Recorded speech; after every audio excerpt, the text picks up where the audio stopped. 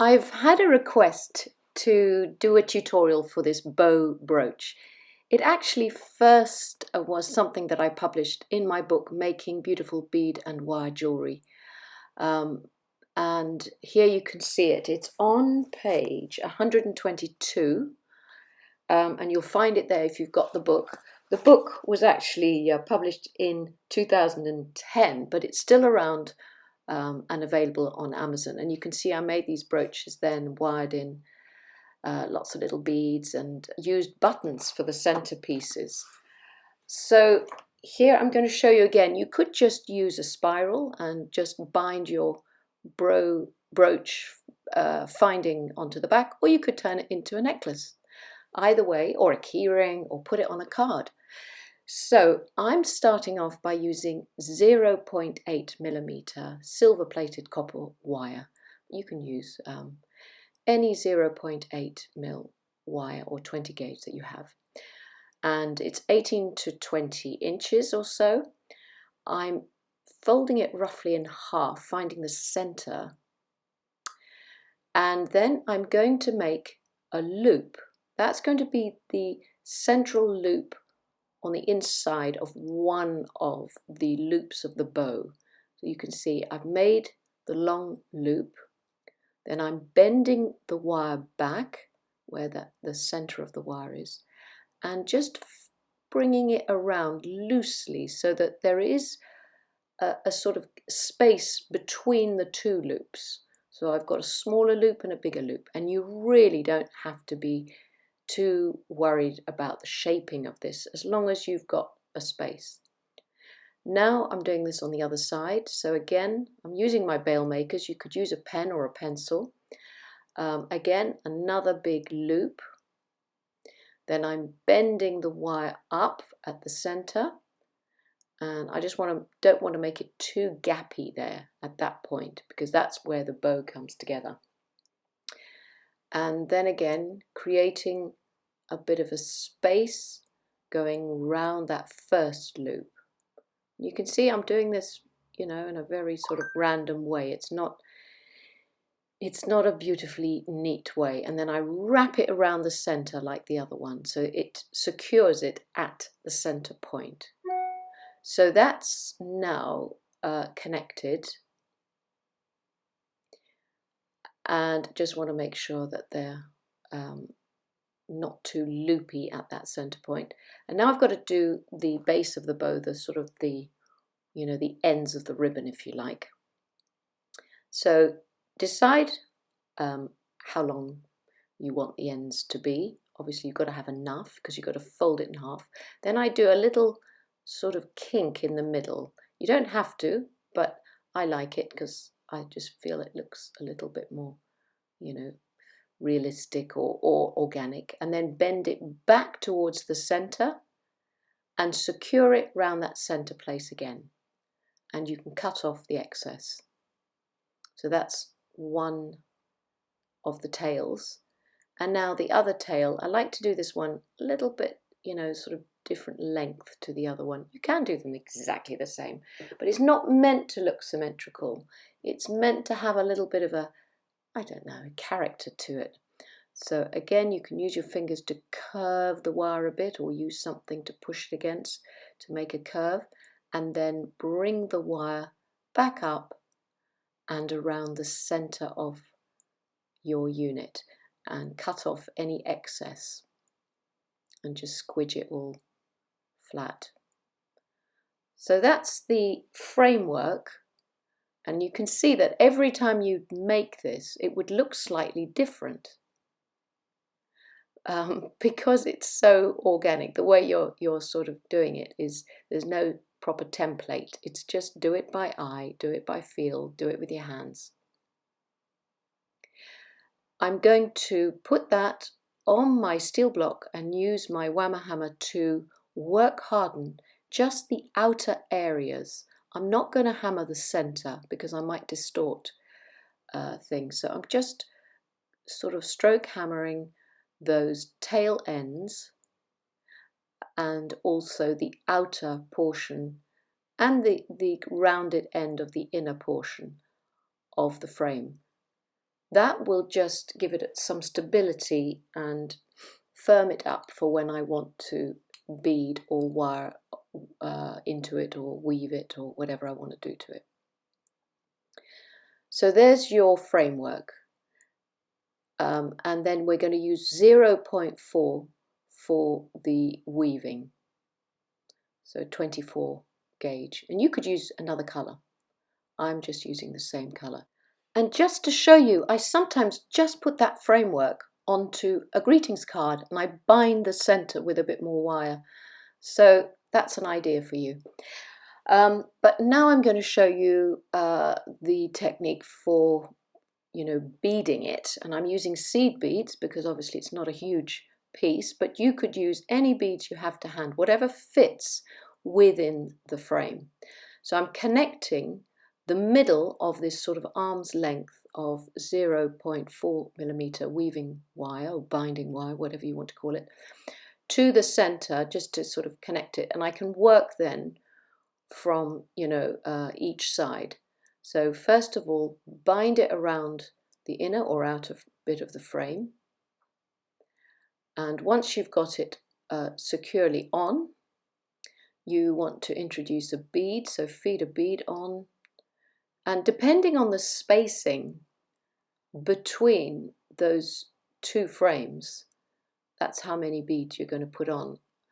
I've got to start off with only one bead because it's very sort of narrow near the center, and then I can slowly, add bigger beads or more beads. Or so every time you wire these beads in, you're going to completely secure the wire around each of the frames. So you're going to go pick up your beads,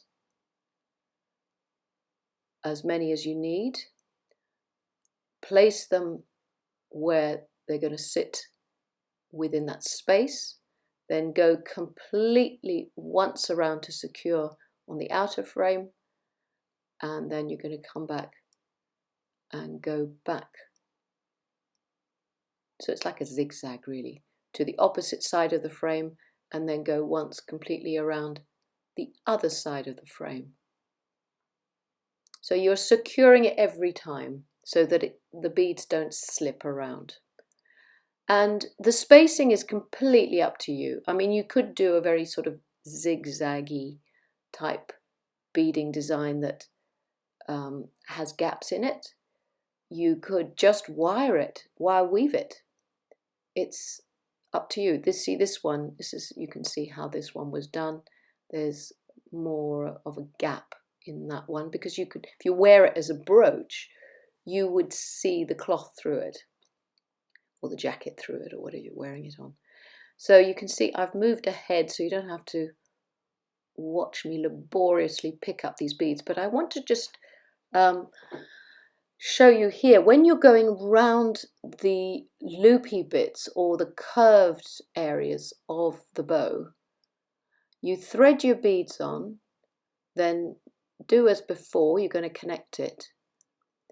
But all I wanted to say is that when you get to the opposite side of the frame, you're going to have to do a few more binds around the top of the frame. So here we go, we've got it connected. So then we're going to pick up the next colour, or if you're using one colour, you just keep to your colour. And then to move it along, because it's a rounded, frame, you're going to have to bind it and bind it and bind it. I would say, depending on the size of the beads, 3 to 4 to 5 times to create a space to do your next row of beads. So there it is, all finished. You just carry on beading, beading, beading. Now, this is for the centerpiece. I've cut about 10 inches of 0.8 millimeter wire, and I'm going to go to the very end, make like a head pin, a little sort of bent over bit at the end, and then create a spiral around that. Now the spiral is going to be the size that you want it to be to cover that center. You want to cover all those workings. And also if you're putting a brooch pin in, you want it to be, not too small, because you want to hide the workings of attaching the brooch pin as well. And then you want to center the tail of the extending bit of the wire. So can you see how I bend it in the center, then bend it up to a right angle, so that the extended wire comes out perpendicular, right angle to the spiral. And that means that when you post the end of this extended wire in, that stalk in, you've got it centered in the center of your bow. Now with the leftover wire, you can use that to connect and secure it. So go tightly around, right at the back of the spiral, right in the middle of that bow, and wrap it a couple of times around, as many times as you feel it's secure.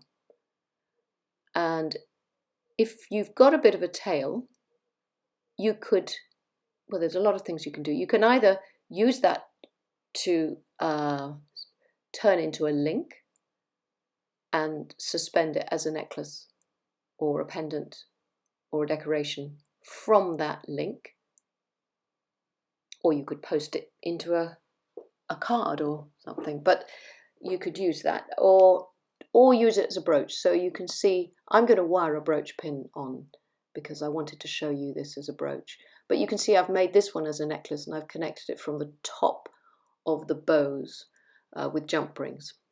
Anyway, as I've got a bit left over, I'm just going to spiral that end rather than cut it off. Every time I make these, I can tell you they are slightly different, because if I didn't have enough wire here, I would just secure it on the back and then wire the brooch pin in. But because I've got a little bit left, I can make a little small spiral at the back. I could glue something onto the front. It could be a button. It could be, or I could wire on a bead. Anyway, here's the brooch pin.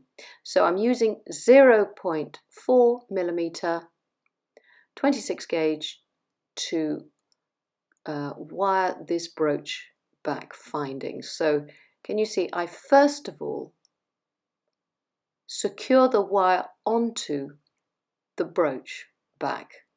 I want to do that so I know I don't have to keep winding it and winding it around to secure it. So that's nicely on my brooch back. Now I'm going to lift up that spiral so that I can wire in the brooch. So I've got two wires coming out of that brooch. I'm going to hold it against the back where I want to wire it, and then I'm going to find the spacing of those gaps in the beads.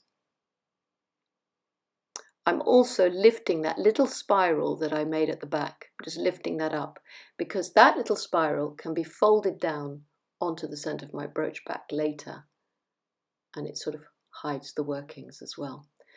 And now there's no method to this. You're really using the ends of this wire to secure it through those beads and around the frame to make sure that that brooch back is nice and firmly on.